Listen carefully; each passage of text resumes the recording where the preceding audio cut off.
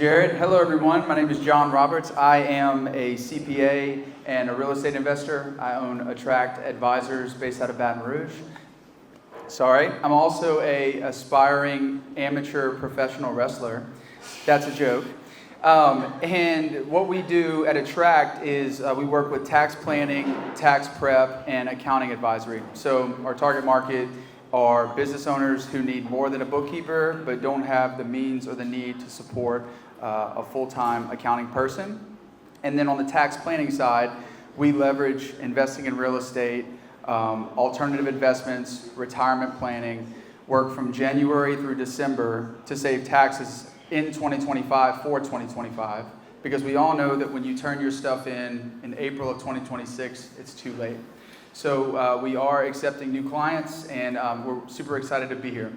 And so what I'll do next is give our panel the opportunity to introduce themselves. I know most of these guys up here, super impressive, and then we'll get into some Q&A. So I guess we'll start with you, Drew.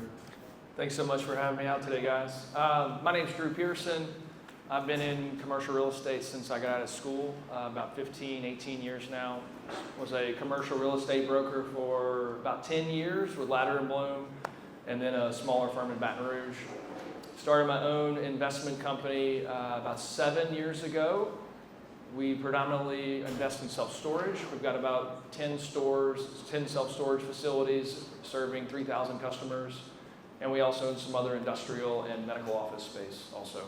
So I've been a real estate agent for a long time. I know what it's like to talk to investors, to grow a book of business, to hustle, to cold call. So I think we'll have some fun today. I'm Scott Matthews. Nice to meet you guys. I started off as a real estate agent doing exactly what you guys do. I wasn't very good at it. I realized that investment side was more my speed because I was interested in numbers. I went on my own about 5 years ago. I started a company named Kodiak Partners. We started off as just wholesalers, which most agents do not particularly like. Understandably, there are some tough ones out there, but essentially, we understand how to find deals before they ever hit the market, and now we are just looking for deals for ourselves. We scaled back the wholesaling business, and now we're looking to add to our portfolio, which is what we do on a monthly basis. Hey guys, I'm James Wells. I spent 20 years of my life thinking that you could wear socks like this with shorts. And I recently discovered that's not cool. I've been a licensed general contractor for 25 years. We do transactions every single month with Arena, several transactions a month typically. And so that is on the real estate investing side. And we also have a roofing business. And we have done a lot of wholesaling in the past. We are masters of creative finance and creative real estate. We do tons and tons of creative deals. We sell on wraparound mortgages, all that kind of stuff. So any questions concerning that, reach out to us. Thanks for that intro, guys. And one thing I forgot to mention earlier, for 3 years I hosted the Red Stick Real Estate Investors Meetup. And so it was a place where investors would come for free. That's really how I met James and a lot of investors in Baton Rouge. It became a way for me, oh, and also Jared. Yeah, that's how we met. And it became a way for me to, I guess, have good access to deal flow, to meet the realtors and the property managers and the wholesalers and all those types of things. And so when I'm asking these questions, it's from a position of really knowing, I think, mostly all sides of the business. And so I want to start, I guess we'll start with you, Drew. You know, when I was really buying a lot, right, there was really two different positions that I spoke to people from. The first was, you know, when I speak to a realtor, they don't want to mess with investors because investors are like the cheapest people ever, right? And then, you know, the investors would say that, you know, the realtors are just lazy and looking for, you know, just only home runs. They don't want to do extra work to get deals to the finish line. And so I'm interested with your experience as a former agent. What is it that you look for now that you're on the investor side? What do you look for in an agent? That's a great question. I think the most important thing in all relationships is to seek first to understand. And so when you're talking to an investor, you can drop some cool guy lingo like, hey, what's your buy box? What's your investment criteria? And all investors worth their salt are going to tell you exactly what they're looking for. So if you talk to me in the commercial world, I would say, listen, we are looking for warehouses built 20 years ago, Class B, maybe Class C type properties, 10,000 square feet or bigger, in stable or growing markets, below replacement costs, with tenants paying at or below market rent. And so you start to write these things down. Well, where are you looking to buy these things, Drew? And I would say Tangipahoa Parish, St. Tammany Parish, maybe in some places in Mississippi. So seeking to understand is step one. And that way, when you listen, you kind of have the investor's attention. Okay, great. Let's see what happens next. And that's the next step, is to try to go find some opportunities. What can you find off market to generate a dialogue, to generate some trust? Essentially, what we all do in this room is we sell trust. And that's the really important way to think about it. How can we build trust with others, with our lenders, our partners, investors, whatnot? And so kind of as a follow-up, and I'll move to you now here, Scott, is, with realtors, at this point, we all have access, realtors and investors, to the likes of Zillow and to on-market deals. I know that you and James both have created a bit of a marketing machine. Can you kind of talk through, if you're working with an agent, what best practices have you seen that they're able to do to basically bring you deals that know you can close quick on, and it becomes mutually beneficial? So I think the biggest thing is, in this industry, any sort of residential investment, there's a lot of people who will talk. It does come down to trust. It comes down to just doing the first deal and being pro-deal. I find that so many agents, they either feel that if they're not trying to get the deal to the closing table, they're either doing their client a better service, than they'd rather kill a deal than just push it through any way means necessary. So a lot of times dealing with agents can be a struggle when they feel like they're just overcomplicating things. And I think just getting on the phone and just having long conversations about how do you get to a solution that we both want. We all want to close the deal. The seller wants to close it. We want to buy it. And obviously the agent wants to make commission. So I think it's the being more forthright with an agent and with the investor and saying, like, this is all we can do, and I hope we can make it work, instead of playing games, right? Starting really high and then trying to negotiate really low. We want to just come in and just be super honest up front. I find that it really helps get deals to the finish line. And James, anything to add there? Because you've kind of seen the realtor and investor relationship in many ways, right? Being with your experience in construction. And so what has been, I guess if we could just pivot a bit, what's been your experience with realtors kind of through the different ups and downs and ebbs and flows of your career? Yeah, I see agents in like kind of three buckets. There's the agent who is really interested in decorating and things of that nature. That's going to be like an agent who wants to focus on working with buyers. And so the biggest thing you need to do is find a niche, right? Don't find a niche, work that niche. Try not to cross. You start trying to be an agent who's good at everything. I can pick up on that immediately when I talk to someone on the phone. Immediately I can tell, no, you're not selling storage buildings, all the time. We know this instantly because we're doing the thing that we're doing 80 hours a week, right? So I would say find a niche, stick with your lane, and you will rise to the top taking that path. You will definitely rise to the top. That's mine. No, that's great. And, I guess I'll come back to you, Drew, for this next question because, we're all investors up here. The numbers are what matter, right? if it's in the best neighborhood, if it's in great shape, doesn't necessarily make it a great deal for us. And so have you found that there are certain realtors who are pretty good at the numbers, who are pretty good at giving you a clear picture of what you're about to invest in? And if not, is there opportunity even for that? Or should they leave that type of thing, deal analysis, to the numbers guys? Another great question. I have not come across a lot of realtors who are great at that side of the business, which is fine. I think it's a lot easier to come into when you're presenting a deal to say, listen, just kind of talk softly about it instead of like, this is the truth, this is the facts. Hey, this is what I know right here, right now. Let's talk about some of the expenses. And really that's the biggest thing I think people miss on the investment side. You know, real estate's passive income. Oh, it's easy, cheesy. There's something called depreciation, which is real, which is your HVAC units are going to go out. Your roof's going to fail. All these little things. And so that's the biggest area I'm trying to quantify is what is this going to cost me year over year to maintain this level of income realistically?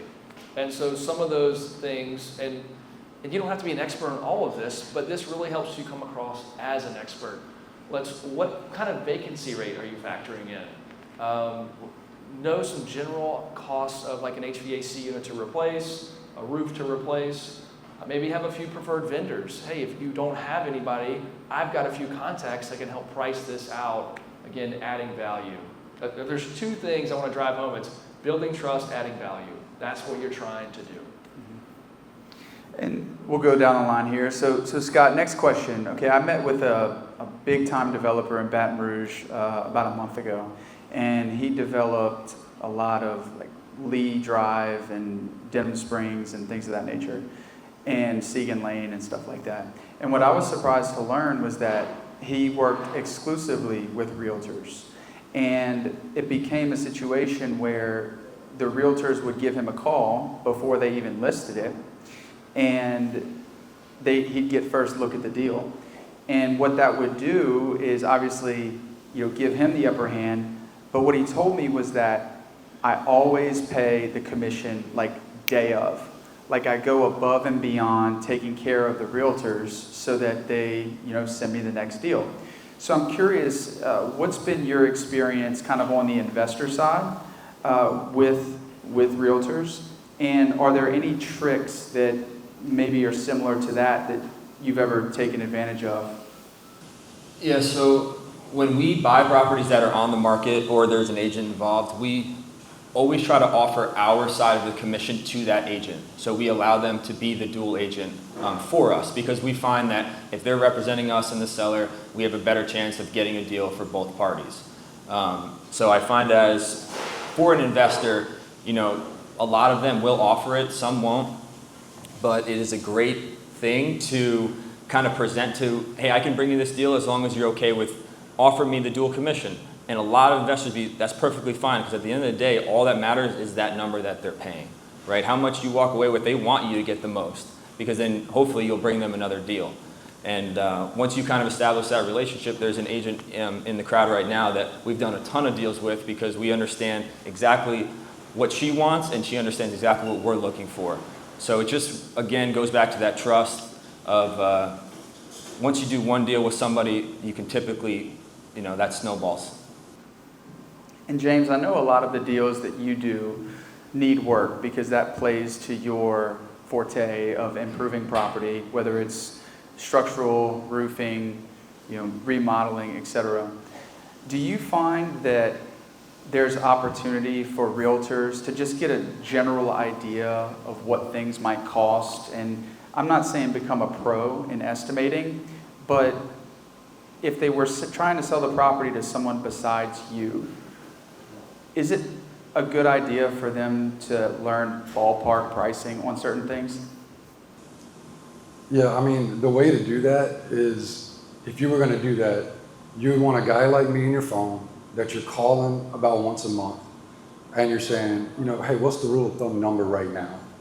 Is it $110 a foot? How much is it to build a house? How much is it to remodel a gut? How much is it to do a lipstick job? those numbers are changing very rapidly right now. And you have to stay on top of it. And, when you're talking, this is something that I'm sure these guys get, when you're talking to investors who've been doing investing and building years and years and years, like, don't argue with their numbers, because they probably know, and they have cushion built in there, and it gets spent. All that contingency that we think, let's do a 15% contingency. It gets spent. We don't ever pocket that. There's so many things that go wrong in a construction project.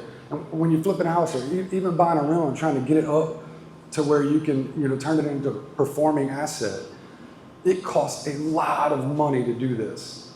A lot. It's not like TV, and I don't know you guys' level of experience, but it's not like TV. That is not real. They fake that stuff.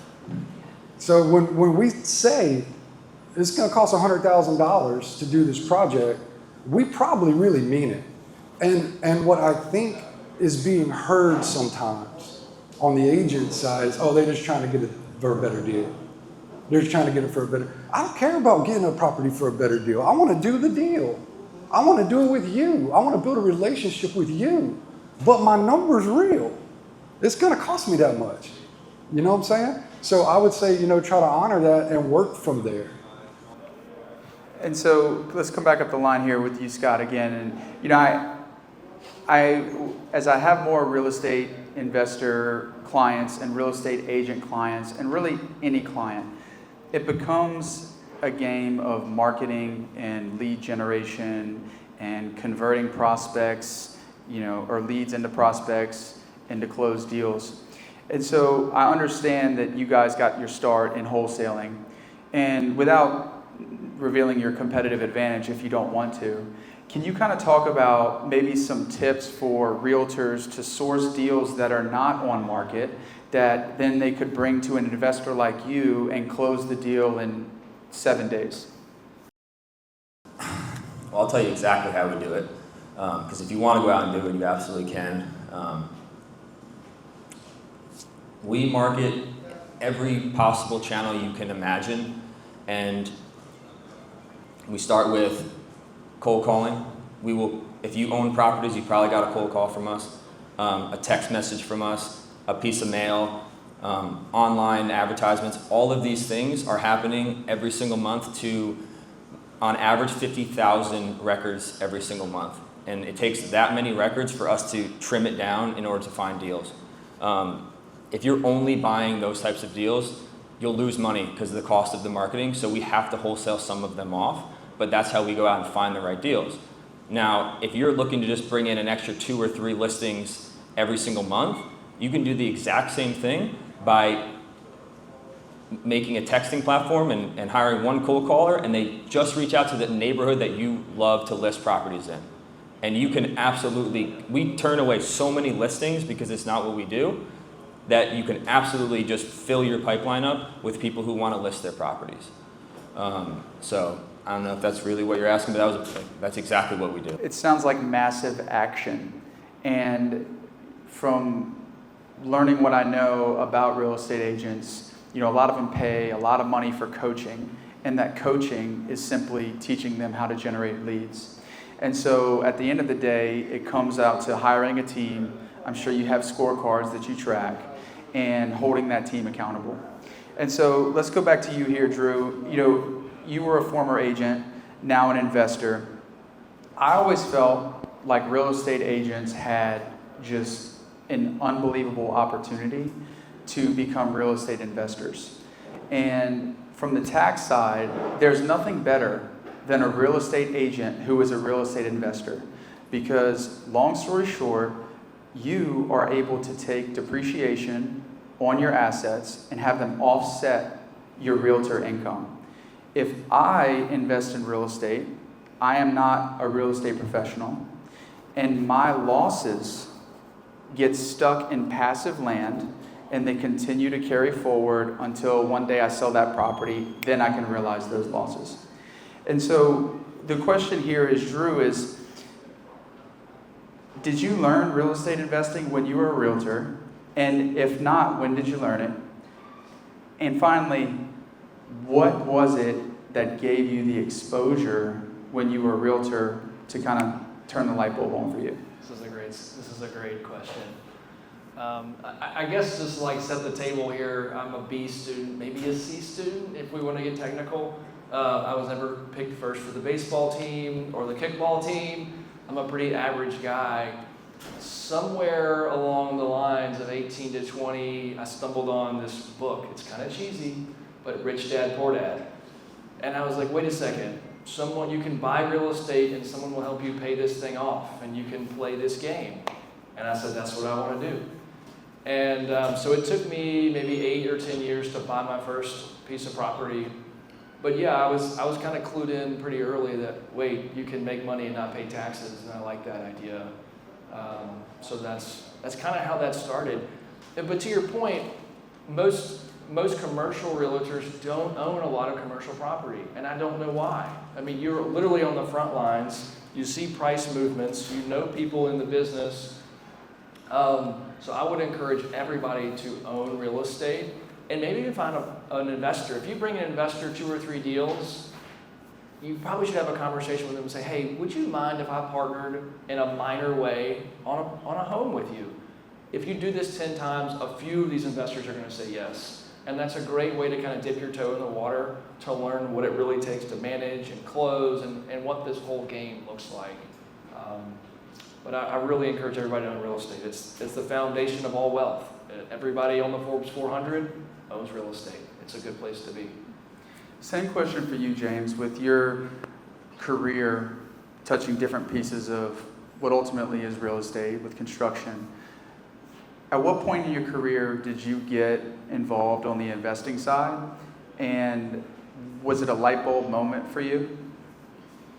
Yeah, because it's the only way to build wealth instead of just make some money. And at least with my skill set and with my background, it was the only game to play because I could build houses, right? I go build you a custom house. I might make $30,000. It's going to take me a year because you and your husband are going to halfway get divorced through it. Right? I'm joking, but that happened to me. So I realized, like, okay, I'm making money, but it's just like any other check. If I could go work at a chemical plant, I could do anything. I could make this money. This is just money to spend and raise my children, do all those things. Investing in assets is completely different. It is truly building wealth. And it can happen fast. Real fast. And that was the follow-up question because you are, I'm going to say, a master in creative finance. And for those of you who don't know what creative finance is, it's essentially a way for folks who don't have 20% down payment to buy a house. There are ways where you could do an owner financed arrangement or a bond for deed or those types of things. So, and I'm going to pull this all together, because I know we're talking about agents working with real estate investors. But the question here is, can you maybe at a high level talk about how some realtors in the room could get experience as investors through creative finance? Yeah, so when someone comes to you and they want you to list their house, ask them if they're behind on their mortgage. Okay? They're behind on your mortgage. We do this all the time. All the time. They're behind on their mortgage. My first question is, how much would I have to give you for you to walk away from it if you want to let it go and you don't want to climb this hill? Because I can't guarantee you in this market that this house is going to sell in this condition, right? Most of the time, the houses are not kept up with if they're not paying their bills. It's going to be really hard to sell that house on the market. It might take a year. They're probably going to go to foreclosure before that and lose the property. Okay? Now, I'm not trying to steal this house. I'm simply giving them an option. And I will a lot of times even say, Do you have an uncle or a grandparent who may be able to get you back right? Okay, catch your mortgage up. If they don't, I say, look, we are a solution for you. Okay. So what that looks like is we will sometimes give them money, and sometimes it's like $5,000. Okay, and they might owe $8,000 to catch up their mortgage. We give them $5,000, we send the mortgage company $8,000, and that $5,000 now gives them something to go move. Maybe they go live with a family member, whatever. It helps them. And then we take over that property, and a lot of times we resell it on a wraparound mortgage on a bond for deed. Okay, so we've done this a number of times, less than $15,000, less than. And the biggest trick is this. If I buy a house from you, John, and I give you $5,000 and you walk away, and I give the mortgage company $8,000, right? And then I come in and spend a couple $1,000s making it decent, fixing the just nasty stuff, right? Okay? And I go to Drew, who has a really good job. And, but something happened and messed his credit up. But he could prove to me that he's making $10,000 a month, okay?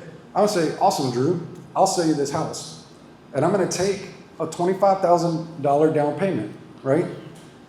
I'm recouping all my money. And I'm getting this house for free, right? And now I'm holding it for 7, 10, however many years until they refinance or sell it themselves. We're selling it on a bond for deed, okay? A lot of these, Reagan's back there in the back, she's my senior administrator. Our lowest performing deal that we have like this makes $440 a month net. Our worst one. We never have to change a light bulb or a toilet or anything, right? So. No, great advice there. And so, Scott, coming to you here. Again, I feel like a lot of realtors are skeptical of investors, maybe because they think you're overly picky or maybe you're overly critical or whatever it might be. But I think there's value in that relationship due to volume and the fact that I'm going to call these commercial buyers. You know, it's not Mrs. Sue who moves every 6 or 8 years. You know, these guys are doing dozens of deals per quarter or per year, whatever it might be. So can you maybe talk about a little bit of the volume that you guys are doing and what value would a realtor partner bring to you with your deal flow? So last year, I think we did 65 transactions. We are personally buying 2 or 3 a month. And the biggest thing that I would tell any realtor is if the deal is a deal, but it's not in an area that I would want to own a property, I will not consider it, which is why wholesaling exists, because we could sell it off to another investor. So the point is you need other investors in your Rolodex for each area. If you bring something to me that fits my criteria, 9.9 times out of 10, I will figure out a way to buy it.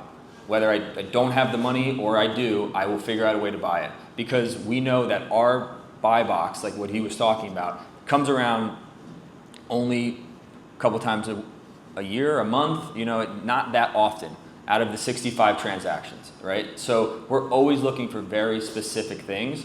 Obviously, we venture out sometimes because there's not the same deal in the same part of Jefferson that we really want. So the biggest thing is, if you know someone buys in this particular area, they typically will continue to buy in that area if the deal looks the same. So find your person that's in Kenner that buys only 4plexes for $400K. I promise you, you could probably bring them 5 in a year and they'll buy them all. So those are kind of how we look at when we're dealing with other investors and other agents in our area. So that's my biggest takeaway for that.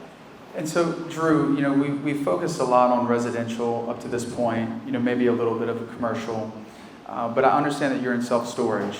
And we were talking before, and you really got involved in 2020 or so. So can you talk about kind of your progression from the first deal that you did to where you are now? And were you able to leverage realtors, as part of that growth? And if not, what would be something or some sort of deal that they could have brought to you to make a deal happen? Yeah, I just want to refrain from talking about my story. I'd like to say, like, how can we add value to the audience? So let me just kind of pivot. Go for it. Here's what I would recommend people thinking about. All right, we're building trust, building a relationship. I don't get many people who want to take me out to lunch, ever. I don't know why. We've bought a fair amount of real estate. I don't get many people calling and telling me, hey, did you know so-and-so just sold? Or here's what the market is. So define a niche. Who are you? What are you about? When I was in brokerage, I had 300 customers and property owners that I called and touched on a quarterly basis. This was my box. And that's how we started to grow a book of business. So define your box. Who are you? What's your niche? Secondly, add value by letting people know what the market is today, where you think it may be going. It could be interest rates. It could be cuts. It could be a sale. It could be a lease, new zoning changes. Just a reason to pick up the phone and say, hey, Drew, did you know about this? And I'm going to say, no, I didn't. Thank you for letting me know that. And then the last thing is, after we do a deal, stay in touch. Continue on with the transaction to build value. Hey, I sold you that house 6 months ago. How's it going? Oh my gosh, you're making a 25% return? You're a freaking genius. How did you do it? Butter them up a little bit. Continue to build that trust. And those are 3 really great takeaways to build that relationship. So James, back to you. And Arena did not ask me to do this, but I think it's worth at least pointing out. I know that you close a lot of deals at Arena. A lot of your deals are creative financing, typically pretty complex. And so what has been your assessment of the different levels of title companies? And what is it about Arena that you feel gives you the comfort to close your deals there? That's a damn good question. Let me think. I'm kidding. So the process that Arena has developed in tracking the deal flow, it's first class, it's great. So they've built a process, and we were out earlier listening to one of the breakout speeches, and Laura talked about the process of a business. So Arena has a great process. They have great people. They have a process for hiring great people, as well as moving your deal through the pipeline. So absolutely 100%. I think we did 7 transactions last month, and it's been since you guys went to Arena. We've been with you, and I love working with them. I recommend them all the time. So it is what it is. Yeah, same question for you, Scott, if you don't mind. The biggest thing for a title company and who we're dealing with is we're looking for a title company that is pro deal and who will go above and beyond, because our deals are always complicated. We always have sellers that are hard to get on the phone. There's 12 heirs. No one is talking to each other. And everybody at Arena will go all hands on deck to get it closed in 3 days when they know our contract's expiring. So it's not easy to find that in a title company. And now that we found it, we're not going anywhere, buddy. And same question for you, Drew, to the extent that you have closed deals, with Arena. Yeah, our transactions just involve a lot of steps and a lot of people. And so we're looking for people who, one, will pick up the phone quickly, not like, hey, I'm out of town, I'll call you back in 3 days. And then two, just juggling all the balls. We deal with commercial estoppels, dealing with corporate attorneys, dealing with surveys. And so there's just a lot of checklists and balls to keep in the air. And Arena does a great job of staying on top of it. And again, guiding that transaction to close. So all of you guys up here, I think, have to some degree scaled a team. But at one point, it was really just you guys as the investor, or maybe even in your previous realm as a builder or an agent. And so if there's a realtor in the room who's like, I don't have time to cold call 50,000 people, or I don't have time to really learn the criteria of what rents are doing, because rents are based on perhaps interest and rising insurance costs. What can these realtors do, and we'll start with you, James, in order to scale a team? What's the first hire? The first hire is to get rid of the things that you hate doing and that you're bad at doing. Did y'all hear that this morning? But she's right. So the things that you're bad at doing, the things that you hate doing, hire somebody to do those things. And this might be the last thing I get to say, so I want to point you in three directions real quick. So this is why you want to work with an investor. Number one, we do a lot of transactions. If you would have just made $2,000 on every transaction we did last year, you'd be close to six figures on one investor. So get you just a couple of investors and work for them. You're good to go, right? Number two, an investor is an entrepreneur and growing. So they're starting off with small deals, they're gonna get to bigger deals. Your commission's gonna go right like that.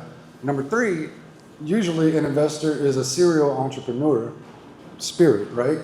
And so they're gonna probably get involved in other businesses that you're also going to be able to get referrals from, right? We pay referral fees in our roofing business to agents who refer us roofs. So 3 reasons to work with investors. Awesome. And any closing thoughts, Scott? I know we've got just a few minutes left to go. Yeah, I think the biggest thing is check in with your investors all the time. If you just text them, call them, I personally feel obligated to do more business with someone who's always just reaching out to me. And I don't know why, but I always reach back out to them and say, hey, check out this deal. Hey, do you have a buyer for this? Hey, do you have anything? We're looking in this area. You have to kind of stay in front of them, and I think you'll get rewarded for it. And Drew, I think you've done a good job of summing up your thoughts about being trustworthy and whatnot, but any final thoughts here? Yeah, we're all in the trust business, so build the trust every day. Awesome. Well, that's it for the panel, guys. Thank you so much for listening.